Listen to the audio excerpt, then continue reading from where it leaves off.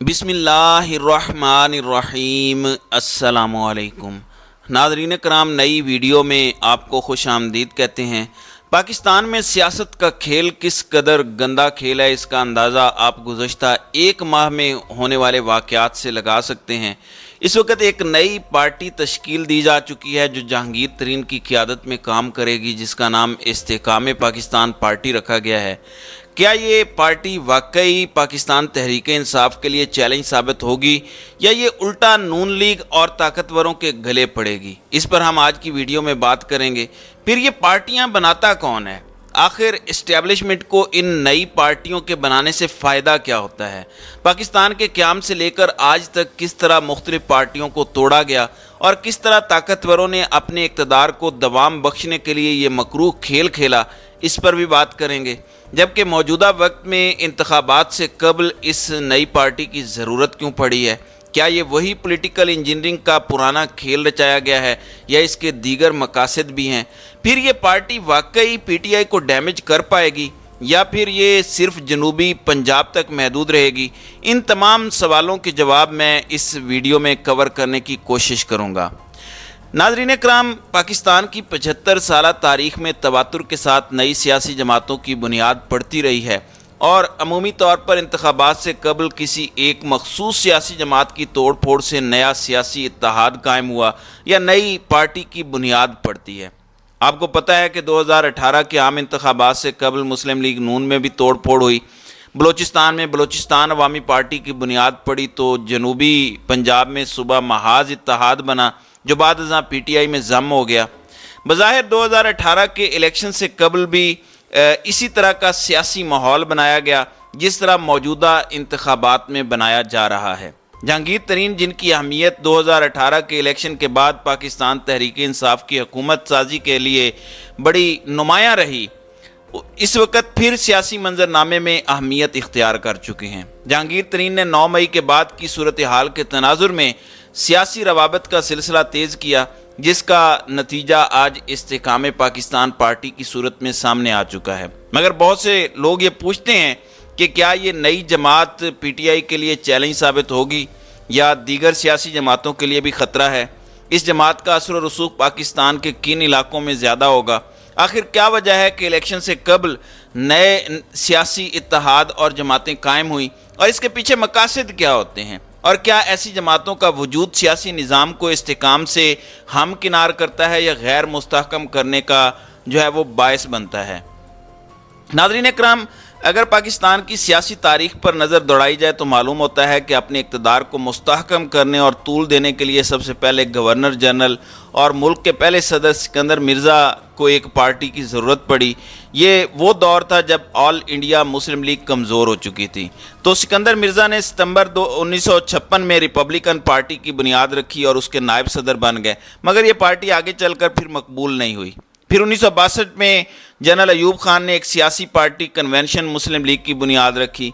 उस जमात की तश्कील में मुस्लिम लीग के उस वक़्त के कई सरकर्दा रहनुमाओं ने अयूब खान का साथ दिया, मगर ये सियासी पार्टी भी अयूब खान के इक़्तिदार के ख़ात्मे के साथ ग़ुरूब हो गई। फिर 1970 के इंतखाबात में कन्वेंशन मुस्लिम लीग ने कौमी असम्बली की 124 सीटों पर अपने उम्मीदवार खड़े किए, मगर ये जमात महज 2 सीटें जो है वो जीत सकी। नाज़रीन कराम, अयूब खान की जमात ज़मींदारों, सनतकारों और मराआत याफ्ता तबके के बेतहाशा इख्तियारात के मालिक हुकूमत के साथ करीबी ताल्लुकात जोड़े रखने और सरकारी सरपरस्ती हासिल करने का एक बेहतरीन ज़रिया ज़रूर थी, मगर इस निज़ाम का ये रुख भी इक़्तिदार को जो है वो सहारा न दे सका और अयूब खान को जाना पड़ गया। फिर जनरल ज़िया की तैयारा हादसे में हलाकत के बाद मुल्क के मुख्तदर हलकों ने आम इंतखाबात के इनेकाद का फ़ैसला किया और 1988 में उन सियासी क़ुव्वतों को एक प्लेटफॉर्म पर जमा किया जो ज़िया के अफकार की आइनादार थी और उसको इस्लामी जमहूरी इत्तेहाद का नाम दिया। और इसका मकसद ये था कि पीपल्स पार्टी के ख़िलाफ़ वो सफ़ आरा हों और 1988 के इलेक्शन में उनको पीपल्स पार्टी में मुकाबले के लिए एक सियासी जमात की ज़रूरत पड़ी जो बाद अज़ां जो IJI है उसके बतन से मुस्लिम लीग नून फूटी। फिर 99 में इक़्तिदार पर जब जनरल मुशर्रफ ने कब्ज़ा किया तो 2002 में आम इंतखाबात करवाने का उसने ऐलान किया और उसने मुस्लिम लीग के रहनुमाओं को तोड़कर फिर काफ लीग को کی تشکیل دی۔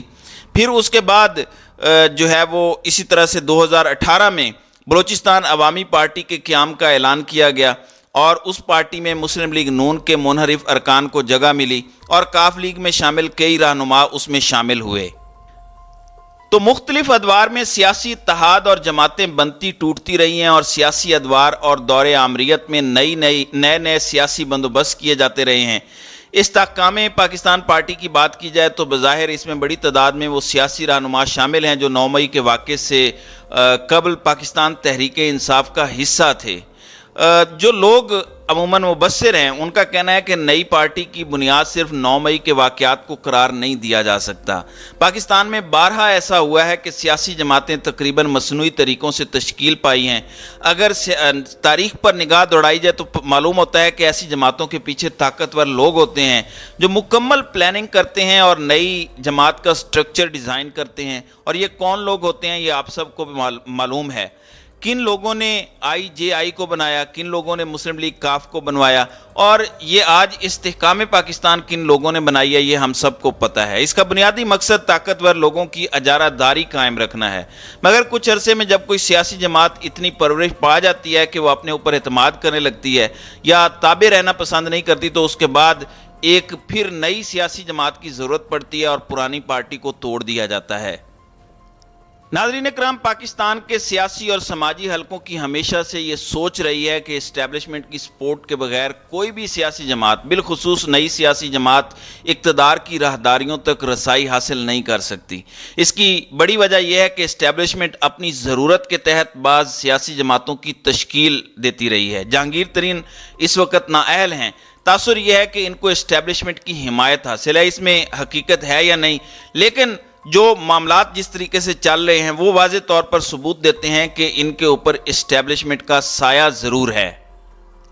اگر دیکھا جائے تو جہانگیر ترین کی پارٹی کے حوالے سے ابتدائی تاثر یہ تھا کہ اس میں جنوبی پنجاب سے تعلق رکھنے والے زیادہ تر الیکٹیبلز شامل ہوں گے، مگر تازہ ترین صورتحال کے مطابق جہاں اس میں کراچی کی نمائندگی شامل ہے وہاں سندھ بھر سے نمائندگی بھی نظر آئی ہے۔ اگر جہانگیر ترین پارٹی میں محض جنوبی پنجاب سے زیادہ لوگوں کو جمع کر پاتے تو پھر لازمی طور پر یہ سب سے زیادہ نقصان پیپلز پارٹی کا کرتے، کیونکہ جنوبی پنجاب میں پیپلز پارٹی کا ووٹ بینک موجود ہے اور چند بڑے خاندان بھی انہیں میسر ہیں۔ جہانگیر ترین کی پارٹی PTI کے ساتھ ساتھ پیپلز پارٹی کا بھی نقصان کرے گی، کیونکہ جو الیکٹیبلز اس میں جنوبی پنجاب سے آئے ہیں ان پر پیپلز پارٹی کی بھی نظر تھی، جبکہ استحکام پاکستان پارٹی کے رہنما عامر کیانی، جنہوں نے حال ہی میں تحریک انصاف سے راہیں جدا کی ہیں، ان کا کہنا ہے کہ ہم نے اس پارٹی کو کسی مخصوص علاقے تک محدود نہیں کیا بلکہ یہ پورے پاکستان کی جماعت ہوگی۔ ملک کے ہر علاقے کے اہم سیاسی رہنما اس میں شامل ہیں جو اپنے اپنے حلقوں میں سیاسی قد کاٹ رکھتے ہیں۔ ابتدا میں ایک تاثر تھا کہ ہمارے پاس جنوبی پنجاب سے زیادہ لوگ ہیں، مگر پنجاب کے ہر علاقے سے اہم رہنما اس پارٹی میں شامل ہو چکے ہیں اور ہو رہے ہیں۔ پارٹی میں شامل تمام رہنما الیکٹیبلز ہیں۔ ہم نے اس پارٹی کے لیے مل کر فیصلے کرنے اور سیاسی ہم آہنگی پیدا کرنی ہے، جبکہ کراچی سے تعلق رکھنے والے محمود مولوی بھی اور اس نئی پارٹی کے جو قیام ہے اس سے خوش دکھائی دیتے ہیں۔ ان کا کہنا ہے کہ یہ ہم سب ہم خیال احباب نے مل کر پارٹی بنائی ہے اور اس کو چلانا بھی ہے۔ میں سندھ میں پارٹی کے معاملات دیکھوں گا اور یہاں سے ہمارے ساتھ کافی اہم لوگ رابطے میں ہیں۔ میں کراچی واپس جا کر دفتر بناؤں گا اور لوگ آنا شروع ہو جائیں گے۔ ہماری جمہوری پارٹی ہے، کسی سے کوئی مسئلہ نہیں۔ کراچی میں ہمارے لیے بڑا چیلنج ہے لیکن ہم بڑی پارٹیوں کے شانہ بشانہ کھڑے ہوں گے۔ تو اس وقت جو بظاہر نظر آتا ہے وہ یہ ہے کہ یہ پارٹی جو ہے نون لیگ کے ساتھ ساتھ پیپلز پارٹی اور PTI تینوں بڑی جماعتوں کو ڈیمیج کرے گی۔ جنوبی پنجاب کے اندر پیپلز پارٹی کو، جبکہ باقی پنجاب جو مین ہے اس کے اندر PTI اور نون لیگ کو یہ ڈینٹ ڈالنے کی کوشش کرے گی اگر اسٹیبلشمنٹ کا دست شفقت اس پر رہتا ہے۔ تو ناظرین اکرام، آپ کی اس ویڈیو کے حوالے سے کیا رائے ہے؟ آپ اپنی رائے کا اظہار کامنٹ سیکشن میں ضرور کیجیے گا۔